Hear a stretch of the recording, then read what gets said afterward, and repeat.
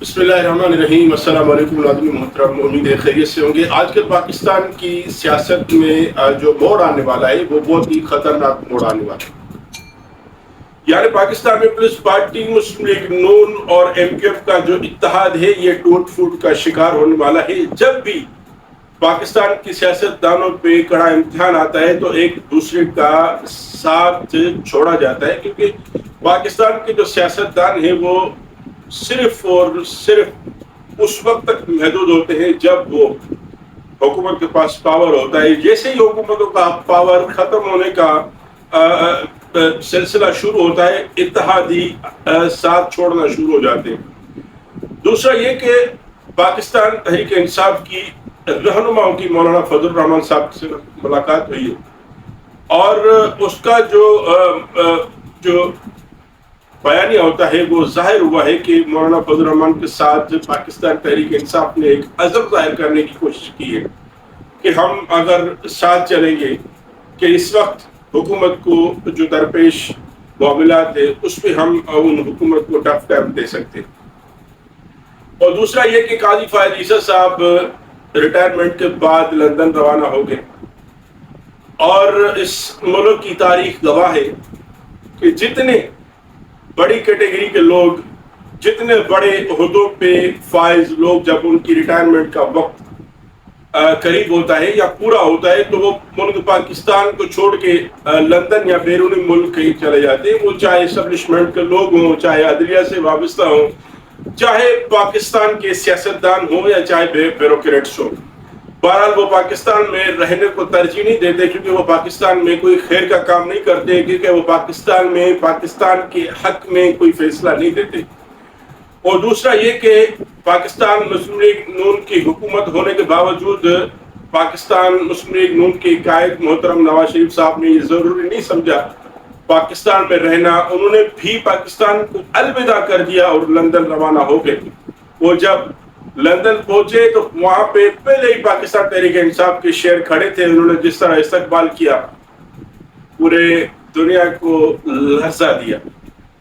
اب دیکھنا یہ کہ پاکستان کی سیاست میں مسلم لیگ نون کی حکومت کب تک چلتی ہے۔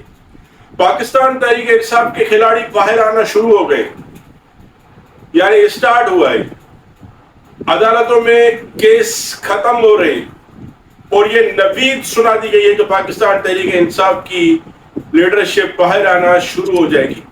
مسلم لیگ نون کی حکومتوں کے لیے خطرہ ہے۔ پاکستان کے مایہ ناز صحافی یہ بتا رہے ہیں، یہ خبر دے رہے ہیں کہ اکتوبر کے بعد جو سیزن شروع ہوگا وہ پی ٹی آئی کا سیزن ہوگا۔ یعنی آپ اپنے دل پہ ہاتھ رکھ دیں کہ میں اگر کا لفظ اس لیے استعمال کر رہا ہوں کہ حکومت پاکستان نہیں چاہتی کہ خان صاحب باہر آ گئے۔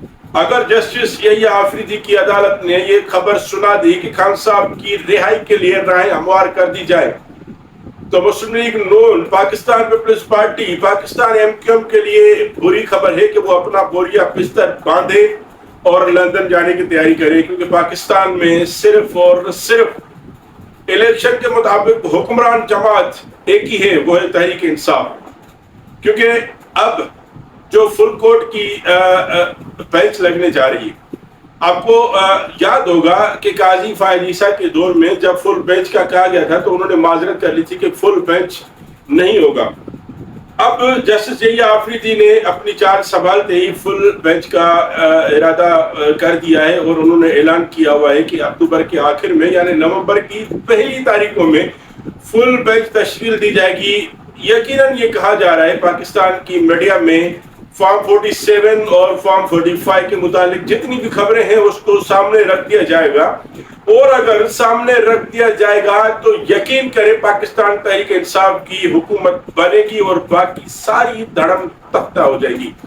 اس کا اشارہ یوں ہی ملتا ہے کہ مسلم لیگ نون کے رہنما رانا ثناء اللہ صاحب کی پریس کانفرنس آپ نے دیکھی ہوگی، انہوں نے جسٹس یحییٰ آفریدی کی طرف اشارہ دیا اور یہی کہا کہ سسٹم کو چلنے دے۔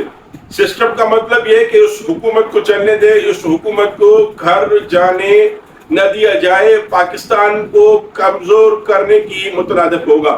اور آپ نے یہ بھی دیکھا ہوگا، مریم نواز صاحبہ کا بیان ہوگا، انہوں نے بھی عدلیہ کو حملہ کیا، عدلیہ کو اٹیک کیا، کہ اس سسٹم کو چلنے دیا جائے. ان کو لگ رہا ہے ابھی کہ جسٹس یحییٰ آفریدی کے آنے کے بعد پاکستان مسلم لیگ نون کی حکومت نہیں چلے گی. اس کی ایک اور وجہ ہے، جب حکومت نے اس ترمیم کو لانے کی کوشش میں تھے، ترمیم پاس ہو گئی، کیسے بھی کر کے حکومت نے بڑی محنت کے بعد یہ ترمیم پاس کر دی. جسٹس منصور کا نمبر تھا، اس کو سائیڈ لائن کر دیا گیا. جسٹس یحییٰ آفریدی آ کے، یعنی حکومت یہ سوچ رہی تھی کہ ہم نے جسٹس منصور کو نہیں آنے دیا، تو حکومت یہ سوچ رہی تھی کہ جسٹس یحییٰ آفریدی اور اس جیسے بہت سارے ججز مستعفی ہو جائیں گے. لیکن حکومت جو سوچ رہی تھی وہ ہونے نہیں لگا. جسٹس یحییٰ آفریدی بھی وہی ہے، جسٹس منصور بھی وہی ہے، اور جسٹس منیب اختر کو دوبارہ لایا گیا ہے اسی پاور میں. یعنی حکومت کے لیے پریشانیاں شروع. فارم 47 کا کیس ہو، خان صاحب کی جتنے کیسز ہیں اس کے حوالے سے کیسز ہو، اور حکومت کے خلاف پینڈنگ جتنے بھی کیسز ہیں وہ سارے کھولیں گے، دوبارہ سنے جائیں گے، دوبارہ فیصلے آئیں گے. نہیں لگتا حکومت چلے گی. اور ہمارے پڑوسی ملکوں سے بھی یہ خبریں آ رہی ہے. اگر آپ ان کے نیوز چینل اٹھا کے دیکھیں تو وہ بھی اس خبر کی نوید سنا رہے ہیں کہ پاکستان میں شہباز حکومت گھٹائی میں پڑ گئی ہے. پاکستان میں شہباز حکومت کا جو مین کارندہ ہے، یعنی نواز شریف صاحب کا نام لے کے بتا رہے ہیں کہ اس نے پاکستان چھوڑنے کو ترجیح دی. وہ پاکستان چھوڑ کے، یعنی اپنے بھائی کی حکومت چھوڑ کے وہ لندن پہنچ گئے. آپ سمجھ لیجئے کہ نواز حکومت نہیں چلے گی. آپ سمجھ لیجئے کہ پاکستان تحریک انصاف کی راہ ہموار ہو رہی ہے. آپ سمجھ لیجئے رانا ثناء اللہ صاحب کی پریس کانفرنس کے کہ مذاکرات کامیاب ہو گئے ہیں. پاکستان تحریک انصاف کے چیئرمین جناب عمران خان صاحب باہر آ رہے ہیں. پاکستانیوں سنو، پاکستان تحریک انصاف کے چیئرمین جناب عمران خان باہر آ رہے ہیں اور پاکستان کی دوڑیں سنبھالیں گے، اسی طرح سنبھالیں گے جیسے پہلے سنبھالی تھی. اور امید کرتے ہیں کہ پاکستان ترقی کی طرف گامزن ہوگا. پاکستان میں جتنے کرپشن کی داستانیں بنائی گئی، جتنی سواری گئی، اس سب کو لپیٹیں گے اور پاکستان کی معیشت ایک مرتبہ پھر اپنے پاؤں پہ کھڑی کرنے کی کوشش کریں گے.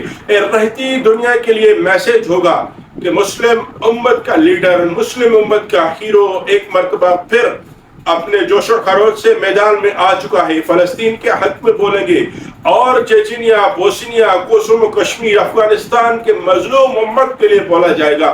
ان لیڈروں سے نہیں ہوا، لیکن عمران خان آئے گا اور امت کا سرخرو ہیرو بنے گا. اور ہم امید کرتے ہیں بہت جلد خان صاحب اپنے کارکنان کے درمیان ہوں گے. بہت بہت شکریہ.